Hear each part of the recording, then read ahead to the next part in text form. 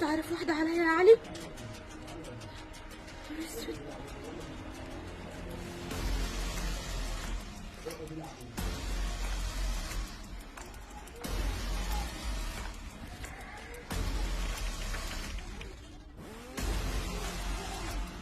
هو انت بقى في ايه يا علي؟ كل ما هتجيلي هتبقى بتتسحب زي الحراميه كده وخايف من مراتك الاولانيه؟ هو انا مش زيها؟ يا ست عارف، بس انا متجوزك التانية، يعني هي لو عرفت هيبقى فيها مشكله، وكل فلوس وكل حاجه في ايدها، يعني لو عرفت ضاعت كل طب حاجة. وانا ذنبي ايه بقى يا علي ان انا الناس تفهمني غلط كده وانت جوزي على سنه الله ورسوله؟ ما هو البيت ده انا مأجرهولك بالفلوس، ولو بعد كده عرفت ان انا متجوز عليها هعرف ادفع كده البيت ولا اقدر حاجه. انا من زمان ما كنتش اعرف ان انا هتجوز تاني، فكل حاجه شايلها معاها. اعمل ايه طيب؟ طب وهنفضل لغايه امتى كده يا علي؟ انا تعبت. نهار اسود، متجوز عليا يا علي؟ نهار اسود.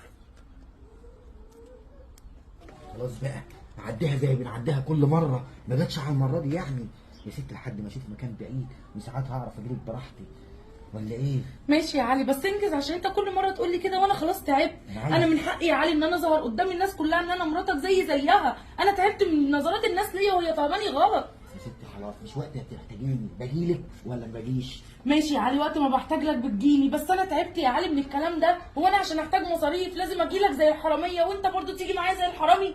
ده انا قعدت، مش عايز اقول لك انا قعدت احوش الفلوس دي قد ايه، اصل لو خدتها مره واحده هتقول لك ليه وهتعمل بيها ايه، وهي عارفاني لا بشرب سجاير ولا بشرب حاجه. اقول لك ايه طيب؟ ماشي يا علي. ده بقى كلام ولا ايه؟ خلاص يا علي. الله ينتقم منك، الله ينتقم منك يا بعيد. يا روعة، كنت عايزاني في ايه يا بنتي وجايه زعلانه كده؟ في ايه؟ علي اتجوز عليا يا بابا، اه؟ اتجوز عليا. انت متاكده يا بنتي بالكلام اللي بتقوليه؟ اه طب بس ما تعيطيش عشان اقدر افهمك. انا شفته مع واحده وبقاله اسلوب غريب قوي معايا، بقاله فتره متغير وانا ما كنتش عارفه ايه سبب التغيير، بس المشكله ان انا كنت واثقه فيه. انا امنت له، انا كنت مطمنه معاه وما كنتش حاسه ان هو بيعمل حاجه غلط.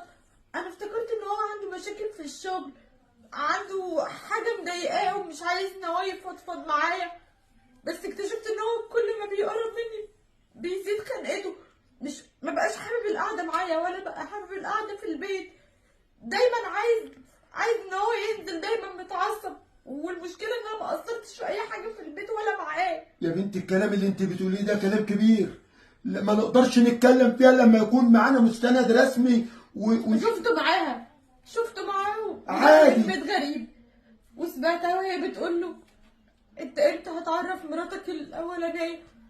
انا زيها على فكره، احنا متجوزين على سنه لا ده الله كده، ورسوله. لا ده كده يبقى الموضوع حقيقي.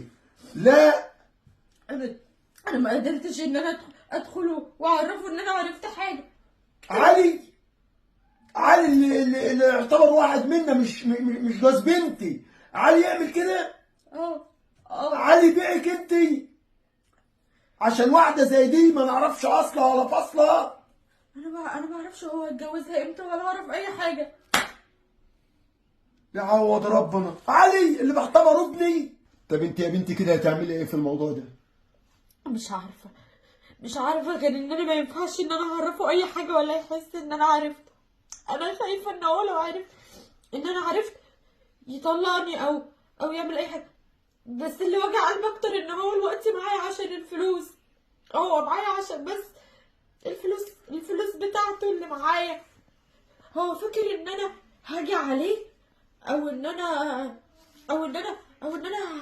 هطلب بطلاق، بس انا بحبه، انا خايفه ان هو يسيبني بجد. خلاص يا بنتي ما ينفعش، انا هقوم اروح له وانهي الموضوع ده خالص.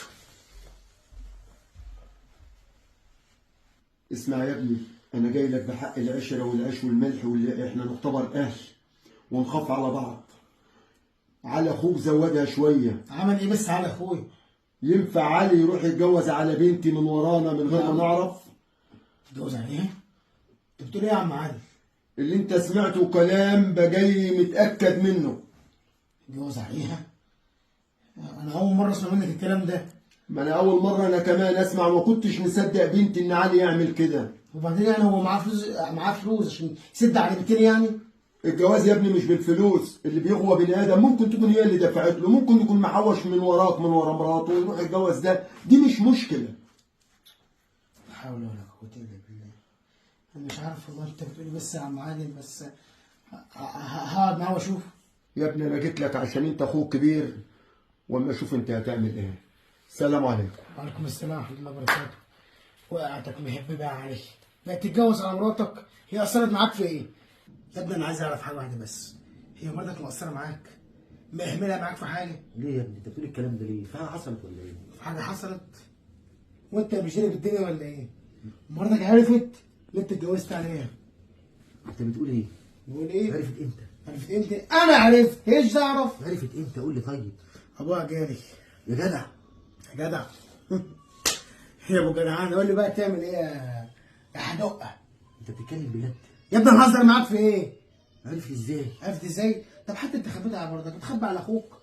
طب عرفني انت بتدير فين وجايه منين؟ يا عم ده انا بقالي 6 شهور ما كملتش حاجه لسه، كنت هقول لك بس 6 انا عارف شهور؟ لسانك هتروح تقول ما هو اصل الراجل ده بيحبك او ابوها، فانا عارف. طب المهم ولا بعدين ولا قبل هي فيها الحل تروح تطلق تقول اللي انت متجوز على مراتك دي، وتيجي بقى تقنع مراتك اللي انت خلاص طلقتها وعشان ما تدخلش بيتك. يا نهار اسود، انت ما تعرفش مراتي، انت ما تعرفش مفيش واحده هتقبل ان في واحده تخش عليها. دي واحده غير الواحده، ده انا مراتي حاجه تاني، ده هتبقى فضيحه وبجلاجل. طيب يلا يا حبيبي كده بربط كده يا معلم، روح طلقها تمام وفضها سيره بقى، بس وانت بتطلقها خد مراتك الاولى معاك عشان تقتنع. اخد مين؟ خدها معاك يلا، دي تبقى فضيحه هناك والناس تتفرج خدها عليها. بس معاك وقول لها يا ست تعالى معايا انا هطلقها وارميها بره البيت ومش هعرفها تاني وانا باقي لك وكل ده. قوم يلا قوم، قوم يلا. طب بقول لك ايه، انا اعمل قدام حد انا طلقتها؟ لا خدها معاك وانت بتطلقها عشان تقتنع. يلا استغفر الله العظيم. يلا ده اخد اللي اتجوز على مراته. تعالى يا رب تعالى.